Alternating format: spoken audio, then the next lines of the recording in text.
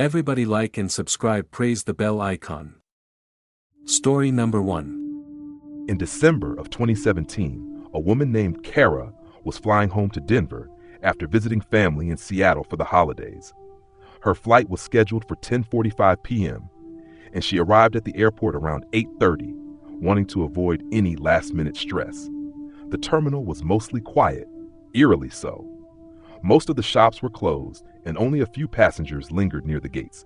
Kara noticed something strange almost immediately. There was a man in an airport janitor's uniform slowly pushing a cart down the corridor near gate C-12. She saw him twice. Once when she first walked in, and again about 20 minutes later, still near the same gate, still moving at that same snail pace. His head was slightly tilted to one side as if it were too heavy for his neck, and he never made eye contact with anyone. Every time she glanced in his direction, he was staring straight ahead, frozen in the same posture as if caught mid-motion. She brushed it off. Maybe he was just tired. But things got weirder when her boarding gate suddenly changed. An alert flashed across the screen. Flight 3857, now departing from gate B-19. She checked with the woman at the counter, who confirmed it. Slightly annoyed, Kara gathered her things and made her way toward the B terminal. That's when she saw the janitor again. This time, he was already in the B terminal. He wasn't pushing a cart anymore. He was just standing against the wall near a vending machine, facing it, unmoving. Kara's stomach dropped. There was no way he could have gotten there so quickly unless he'd sprinted, and something about his body didn't look right in the light. His limbs seemed too long, his fingers stiff like twigs jammed into work gloves. She looked around for airport security, but found none. The B terminal was nearly deserted. When she got to gate B-19, she realized there was no one there. No employees, no other passengers. Just rows of empty chairs and the low hum of fluorescent lights. The monitors above the gate were blank. No flight information, no announcements. Kara stood there for a moment, confused. Then she turned around. The janitor was at the end of the corridor, just standing there, facing her. She didn't know what to do. She took a cautious step forward, trying to stay calm, and pulled out her phone to check the flight information again. This time, the app said the gate had changed back to C-12. Irritated and unsettled, she turned and started speed walking back through the terminal. As she passed one of the darkened airport restaurants, she heard something clatter from inside. She paused, peeking through the slats of the half-closed gate. The restaurant was dark, empty. Then the lights flickered, and for half a second, she saw the janitor standing behind the counter, head tilted, motionless. When the lights flicked back off, he was gone. She ran. When she finally reached gate C-12 again, everything was back to normal. Her flight was listed on the monitors, people were lined up to board, and there were employees at the counter. Everything looked exactly the way it should have from the start, Thomas. She tried telling an airline worker what had happened, but the woman just gave her a flat smile and said, "You must have gone to the wrong gate." Kara nodded, not knowing what else to say. It wasn't until she boarded the plane and looked out her window that she saw him one last time.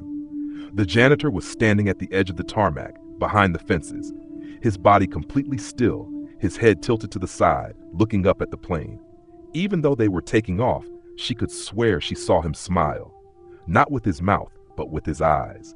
Wide, unblinking, and full of something ancient. She never saw him again. But sometimes when she's in a crowded place, an airport, a bus terminal, even a train station, she'll catch a glimpse of a uniform that looks a little too faded, or a figure standing just a little bit that night.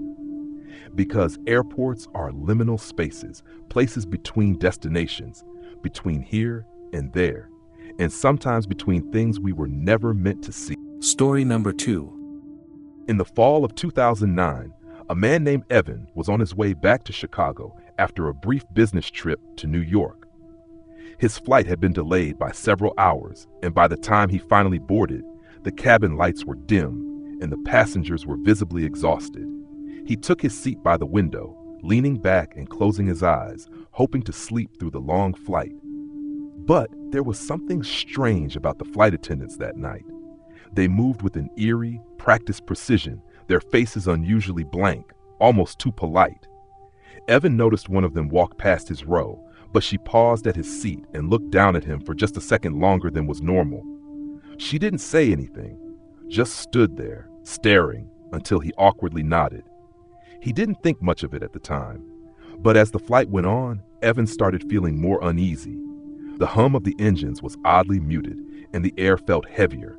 He tried to sleep, but every time he closed his eyes, he heard soft footsteps down the aisle. But when he opened them, no one was there. As the night dragged on, the lights in the cabin flickered and the air grew colder. Evan pulled his jacket tighter around him, rubbing his arms to ward off the chill. That's when he noticed something even stranger. The people around him, each one of them, had fallen silent.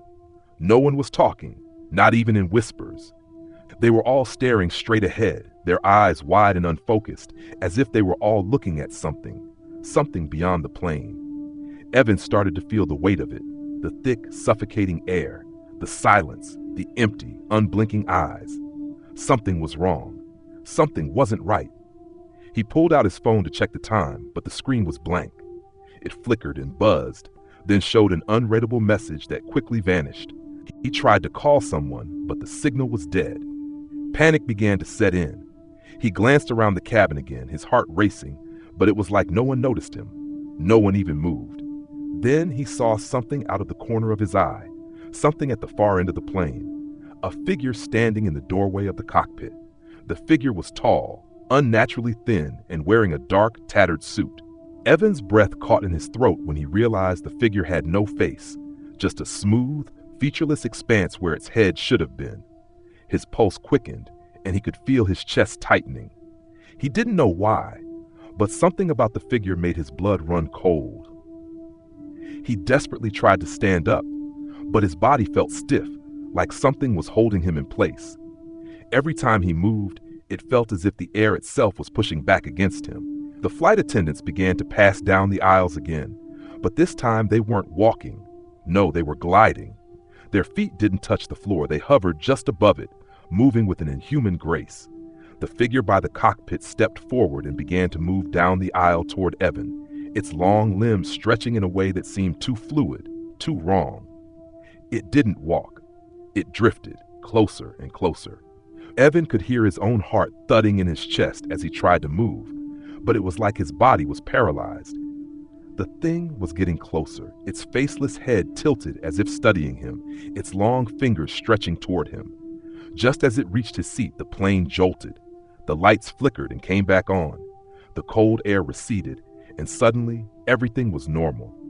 The passengers were chatting again. The flight attendants were walking down the aisles as if nothing had happened, and the figure by the cockpit was gone. Evan blinked, trying to make sense of what had just occurred. He was sweating, his breath shallow. Had it all been a nightmare? Was he still asleep? When the plane landed in Chicago, Evan rushed off, his legs shaking beneath him. He didn't look back. Weeks later, he found out the horrifying truth. The flight he was on had been grounded for over an hour at the gate before it took off. The cockpit was empty when the flight attendants boarded, and the original crew had vanished without a trace. No one knew where they had gone. No one knew why the flight had been delayed for so long or why it was scheduled to fly at all. Evan never boarded another plane after that night. And every time he sees an empty airport, or even just a flicker of a dark window, he can't help but wonder if the passengers on that flight are still out there, floating in the spaces between destinations, lost forever. Story number 3. In the early 2000s, a group of friends decided to take a road trip across the country. They had been planning the trip for months and were excited for the adventure.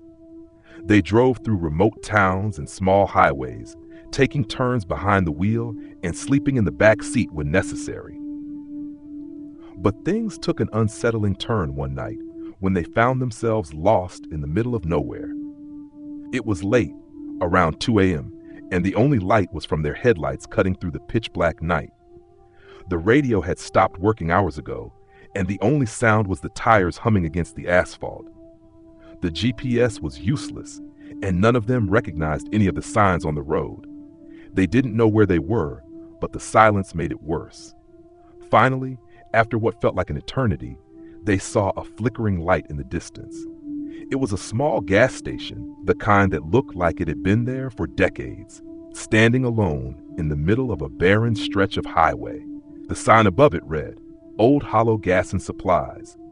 Grateful for the chance to stretch their legs and get some direction, they pulled into the station. The station was almost eerily quiet. The gas pumps were old, and there was a faint smell of something burning in the air. The lights inside the store flickered as if they were struggling to stay on. They walked inside, hoping to get directions to the nearest town. Behind the counter was an older man, too old it seemed. His skin was thin, and his eyes were sunken deep into his face. His smile, though, was wide and welcoming, far too wide for comfort. "Lost, huh?" the man asked, his voice raspy. One of the friends, Jake, tried to smile back, but it didn't come out right. "Yeah, just looking for some directions. We got turned around back there." The man nodded slowly. "You won't find your way out of here tonight," he said in a soft whisper, almost as if he was speaking to himself. "Not unless you're supposed to." The group exchanged uneasy glances, but the man's words lingered in the air, like a warning they couldn't quite understand.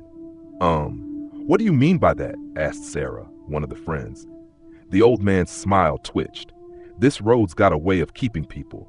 If you're not supposed to be here, you won't be leaving anytime soon." The group laughed it off, thinking he was just some crazy old man. They grabbed some snacks and drinks and left the store, eager to get back on the road. But as soon as they stepped outside, something felt off. The air had grown colder, and the once empty road now seemed alive with an unnatural stillness. They climbed back into the car, and the driver, Ben, turned the ignition. But the car wouldn't start. Ben tried again, but nothing. No sound, no engine turn. The lights flickered on and off. "Shit, what now?" Ben muttered. Sarah looked out the window and gasped. The gas station was gone. There was nothing but an empty, overgrown lot where it had stood just moments ago. No lights, no sign, nothing. "Are you kidding me?" Jake said, his voice shaking. "We were just there. We were just inside." Ben slammed the steering wheel in frustration, but the car still wouldn't start. Panic started to set in. The night seemed to stretch longer, the shadows around them growing thicker, darker, as if they were being surrounded by something they couldn't see but could feel. The group sat in stunned silence, staring at the empty lot where the gas station had been. The feeling of dread was suffocating. Suddenly, from the back seat, Sarah let out a scream. A figure was standing in the distance, tall, thin, with a dark coat and a wide-brimmed hat. They couldn't make out its face, but they could feel its presence, too close, too menacing. The figure stood motionless, its head slightly tilted, watching them. Ben locked the doors. The figure didn't move, just stood there, staring. "Drive, Ben! Drive!" Jake yelled. Ben slammed the gas pedal, but the car didn't move. It felt as if they were stuck in place, like the car itself had become part of the road, part of the night. The figure started walking slowly toward them, its movements too fluid, like it wasn't bound by the same laws of physics. Then a noise broke through the tension, a low, guttural growl from the back of the car. The backseat window shattered, and the figure was right there, inches from Sarah's face, its featureless dark eyes staring into hers, its mouth stretching unnaturally wide. The growling grew louder, a chorus of voices, whispering, calling their names. "Stay with us. Stay with us." With a scream, Ben managed to get the car moving. The figure faded into the night, and the group sped away, their hearts racing. They drove for miles, never speaking, until they finally saw a town in the distance, the faint glow of streetlights cutting through the darkness.